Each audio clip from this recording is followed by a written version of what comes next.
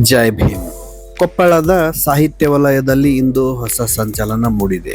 ಸಾಹಿತಿ ಗುರುರಾಜ್ ದೇಸಾಯಿ ಅವರ ಬಹು ನಿರೀಕ್ಷಿತ ಸಂಬಳಿಗೋಲು ಕಾದಂಬರಿ ಇಂದು ಲೋಕಾರ್ಪಣೆಗೊಂಡಿದೆ. ಈ ಕಾದಂಬರಿ ಕೇವಲ ಕಥೆಯಲ್ಲ, ಇದು ಶೋಷಿತರ ದನಿ ಎನ್ನುತ್ತಿದ್ದಾರೆ ಸಾಹಿತ್ಯಿಕ ದಿಗ್ಗಜರು. ಆ ಕುರಿತು ಕಂಪ್ಲೀಟ್ ರಿಪೋರ್ಟ್ ಇಲ್ಲಿದೆ. ಕೊಪ್ಪಳದ ಕೃಷಿ ವಿಸ್ತರಣಾ ಕೇಂದ್ರದಲ್ಲಿ ಹಮ್ಮಿಕೊಳ್ಳಲಾಗಿದ್ದ ಸಮಾರಂಭದಲ್ಲಿ ಸಂಬಳಿಗೋಲು ಕೃತಿಯನ್ನು ಹಂಪಿ ವಿವಿಯ ಪ್ರಾಧ್ಯಾಪಕ ಚಿನ್ನಸ್ವಾಮಿ ಸೋಸಲೆ ಅವರು ಬಿಡುಗಡೆ ಮಾಡಿದರು. ಕೃತಿಯ ಬಗ್ಗೆ ಮಾತನಾಡಿದ ಅವರು, ಕೊಪ್ಪಳದ ದೇಶಿ ಭಾಷೆಯ ಸೊಗಡು ಮತ್ತು ಇಲ್ಲಿನ ಜೀವನದಲ್ಲಿ ಹಾಸುಹೊಕ್ಕಾಗಿರುವ ಅಸ್ಪೃಶ್ಯತೆಯ ನೋವುಗಳನ್ನು ಕಾದಂಬರಿ ಬಹಳ ನೈಜವಾಗಿ ಚಿತ್ರಿಸಿದೆ ಎಂದರು. ಜೈಲರು ಕೂಡ ಕೇಳಿದ್ರು. ಆವಾಗ ಕುಲಕರ್ಣಿಯವರನ್ನು ಹಿಗ್ಗಾಮುಗ್ಗ ಬೈದಿದ್ರಂತೆ. ಅಂದ್ರೆ ಏನಾದ್ರೂ ತಪ್ಪುಗಳು ಮಾಡಲು ಬರೆಯಲು ಅಥವಾ ಪ್ರಮಾದ ಅನ್ನುವಂಥ ರೀತಿಯಲ್ಲಿ ಭಾವಿಸ್ತಕ್ಕಂಥ ಸಹಜ. ಆದ್ರೆ ಅದೇ ಯಶಸ್ಸಿನ ಮೆಟ್ಟಿಲು ಏರಿದಾಗ ಹಾಗೆ ಹೊಂದುವಂಥದ್ದು ಕೂಡ ಸರ್ವೇ ಸಾಮಾನ್ಯ ಆಗಿದೆ. ಹಾಗಾಗಿ ಇವತ್ತು ಯಶಸ್ಸು ಅನ್ನುವಂಥದ್ದು ಸುಮ್ಮನೆ ಬರಲ್ಲ.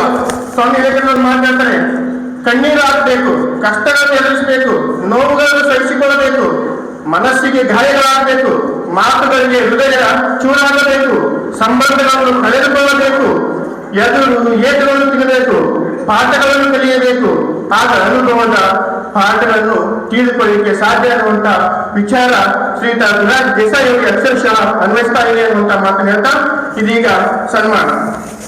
ಜಾತಿ ವ್ಯವಸ್ಥೆಯ ಸಂಕೊಲೆಗಳು ಮತ್ತು ಸಮಾಜದ ಶೋಷಣೆಯ ವಿರುದ್ಧ ನಡೆಯುವ ಹೋರಾಟದ ಕಥಾಹಂದರವನ್ನು ಈ ಸಂಬಳಿಗೋಲು ಒಳಗೊಂಡಿದೆ. ಕಾರ್ಯಕ್ರಮದಲ್ಲಿ ಹಿರಿಯ ಪತ್ರಕರ್ತ ಸೋಮರೆಡ್ಡಿ ಅಳವಂಡಿ, ಸಾಹಿತಿ ಮಜುಮ್ದಾರ್ ಹಾಗೂ ಪುಷ್ಪಲತಾ ಏಳುಭಾವಿಯವರು ಭಾಗವಹಿಸಿ ಕೃತಿಯ ಗಂಭೀರತೆಯನ್ನು ವಿಶ್ಲೇಷಿಸಿದರು. ವಿಶೇಷವಾಗಿ ಮಂಗಳಮುಖಿ ರಮ್ಯಾ ಅವರು ಕೂಡ ಭಾಗವಹಿಸಿ ಕೃತಿಯಲ್ಲಿನ ಸಾಮಾಜಿಕ ಕಾಳಜಿಯನ್ನು ಮೆಚ್ಚಿಕೊಂಡರು. ಒಟ್ಟಿನಲ್ಲಿ ಬರವಣಿಗೆಯ ಮೂಲಕ ಸಾಮಾಜಿಕ ಬದಲಾವಣೆಗೆ ನಾಂದಿ ಹಾಡುತ್ತಿರುವ ಗುರುರಾಜ್ ದೇಸಾಯಿ ಅವರ ಈ ಕಾದಂಬರಿ ಸಾಹಿತ್ಯ ಪ್ರೇಮಿಗಳ ಮನೆ ಗೆಲ್ಲುವಲ್ಲಿ ಯಶಸ್ವಿಯಾಗುವ ಮುನ್ಸೂಚನೆ ನೀಡಿದೆ. ಇದೇ ತರ ಅಪ್ಡೇಟ್ಗಾಗಿ ವೀಕ್ಷಿಸುತ್ತಾ ಇರಿ ರಣಗಲ್ ನ್ಯೂಸ್.